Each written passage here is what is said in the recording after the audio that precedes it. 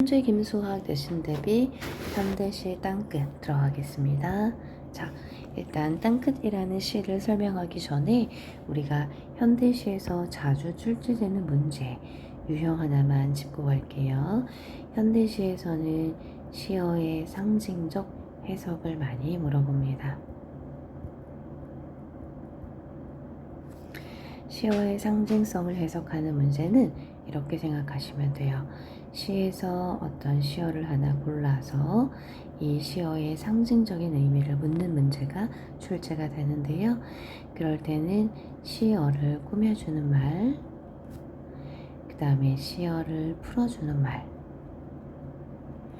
그리고 시어를 둘러싸고 있는 상황에 따라서 시어의 의미를 해석하시면 됩니다. 특히 이 시에서는 땅끝이라는 시어가 시행마다 조금씩 다른 의미로 쓰이고 있는데요. 이 땅끝의 의미를 이 방법으로 해석하고 문제를 푸시면 되겠습니다. 자, 그럼 시의 내용으로 들어가 보겠습니다.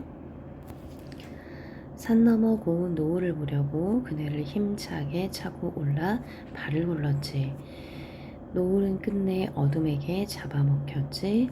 나를 태우고 날아가던 그네줄이 오랫동안 삐걱삐걱 떨고 있었어. 자, 노을이라는 시어를 둘러싸고 있는 단어를 보면 곱다라는 수식어와 노을을 보려고 했다라고 하는 서술어가 나와 있어요. 그러면 노을은 화자에게 아름다운 대상이면서 보고자 했던 대상이기 때문에 꿈이라든가 이상이라든가 아름다움이라는 단어로 바꿀 수 있다. 이게 시어의 상징적 해석입니다. 그네는요, 힘차게 차고 올라 발을 불렀습니다. 노을을 보기 위해서 그네를 힘차게 차고 올라갔기 때문에 그네는요, 화자가 노을을 보기 위해서 했던 노력이라고 볼 수 있습니다. 또 힘차게 차고 올라서 발을 굴렀다 라는 표현은 이미지가 역동적이죠. 움직임이 크게 느껴집니다. 노을은 끝내 어둠에게 잡아먹혔지. 어둠이라는 단어는요, 화자에게 이상이었던 노을을 잡아먹어버린 존재이기 때문에 꿈과 이상의 좌절을 뜻하는 단어가 됩니다. 나를 태우고 날아가던 그네줄, 그러니까 그네줄은 화자가 노을을 보는데 도움을 주었던 대상이기 때문에 이상을 향해 갈 수 있는 도구였습니다. 오랫동안 삐걱삐걱 떨고 있었다. 삐걱삐걱 청각적 심상이면서 음성 상징어에 해당하고요. 그네가 오랫동안 삐걱삐걱 떨고 있었다 라는 것은 시각적 심상에 해당할 것입니다. 그 다음에 화자가 이상을 추구했었는데 결국은 그 이상이 좌절된 것에 대한 어떤 미련과 아쉬움과 관련이 있을 겁니다. 시행에서 지금 발을 굴렀지, 잡아먹혔지 라는 종결어미가 반복이 되면서 여기서 또 운율이 형성된다 라고 볼 수 있습니다. 종결어미 반복을 통해서 운율을 형성했다 라고 보시면 됩니다. 어릴 때는 나비를 쫓듯이 아름다움에 취해서 땅끝을 찾아갔지. 그러면 여기서의 땅끝이라는 단어는 어린 시절에 쫓던 나비처럼 아름다움을 느끼는 대상이라고 볼 수 있습니다. 그건 아마도 끝이 아니었을지 몰라. 여기에서의 땅끝은 아름다움을 뜻하는 단어였기 때문에 또는 내가 쫓고자 했던 어떤 이상적 공간이기 때문에 끝이 아니었을 것이다 라고 생각합니다. 성인이 되고 나서에 알게 된 땅끝의 의미와 다르다는 뜻이겠죠. 그러나 라는 단어는 화자의 인식의 전환을 뜻하는 단어입니다. 살면서 몇 번은 땅끝에도 서게 되지. 자, 여기에서의 땅끝의 의미는요, 살면서 몇 번은 마주하게 되는 곳, 파도가 끊임없이 땅을 먹어 들어오는 막바지입니다. 그러니까 살면서 느끼는 절망과 좌절의 공간이 됩니다. 이렇게 뒷걸음질 치면서 말이야. 파도가 끊임없이 땅을 먹어 들어오는 막바지, 즉 파도는요, 삶을 위협하는 존재. 뒷걸음질 치면서 땅끝에 절망적인 상황에 있을 때를 뜻하는 단어가 됩니다. 그러면 여기 나비와 어린 시절에 아름다움에 취해 찾아갔던 땅끝은 일련의 노을과 유사한 의미로 쓰인 단어들일 겁니다. 살기 위해서는 이제 뒷걸음질만이 허락된 것이라고 파도가 아가리를 쳐들고 달려드는 곳, 그것이 바로 어른이 된 뒤에 살면서 마주하게 되는 어떤 위기나 절망이겠죠. 그래서 땅끝에서 느끼는 위태로움을 나타내는 표현이라고 볼 수 있습니다. 파도가 아가리를 쳐들고 라고 표현해서 파도라는 무생물을 마치 생물인 것처럼 표현했기 때문에 화류법이라고 얘기합니다. 파도를 살아있는 것처럼 표현했고요. 역동적인 이미지다 라고 얘기할 수 있습니다.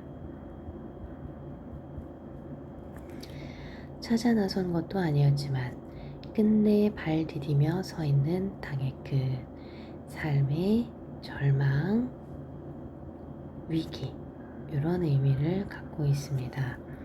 그런데 또 한 번 그런 아이에 이어서 인식의 전환이 찾아오죠. 이상하기도 하지 위태로움 속에 아름다움이 스며 있다는 것이, 둘은 나란히 두기에 어울리지 않는 역설적 표현이 되겠죠.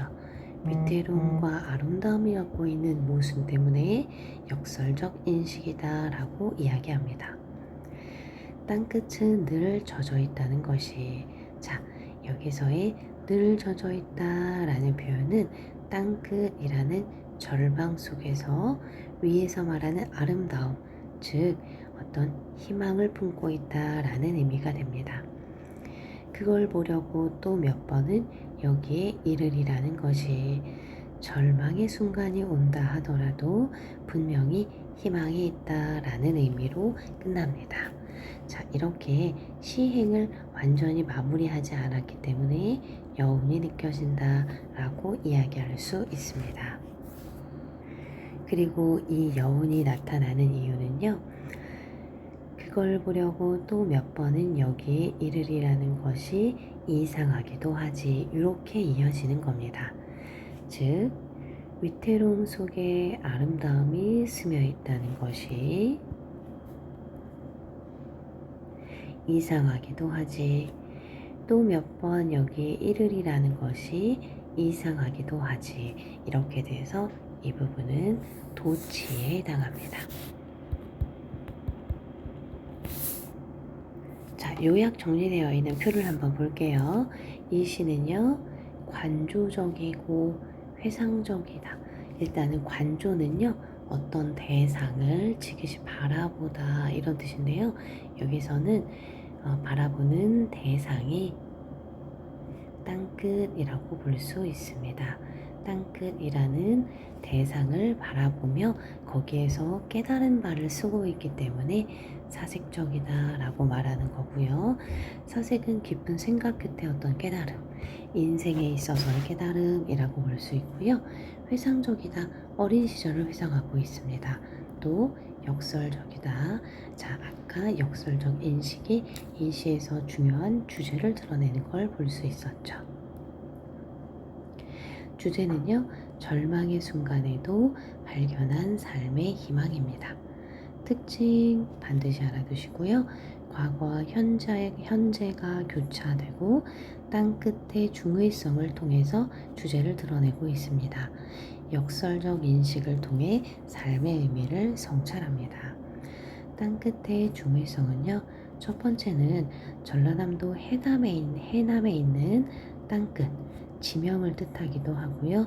삶에 있어서의 어떤 절망과 위기를 뜻하는 단어이기도 합니다.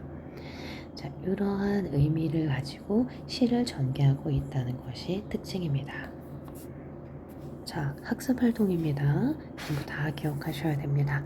빈칸이 비워져 있을 때 채워 넣을 수 있을 만큼 암기가 되셔야 됩니다. 총 3년으로 되어 있고요. 1년에서는 노을을 보려고 그네를 탔고요. 2년은 살면서 여러 번 절망의 순간을 맞이합니다. 3년에서는 땅끝이 늘 젖어 있다는 것에서 새로운 의미를 발견합니다. 화자의 정서는 그네를 탔지만 결국은 노을이 잡아먹혀서 좌절하고 불안해하는 모습으로 볼 수 있습니다. 삐걱삐걱 떨고 있었다라는 표현을 통해서 알 수 있고요.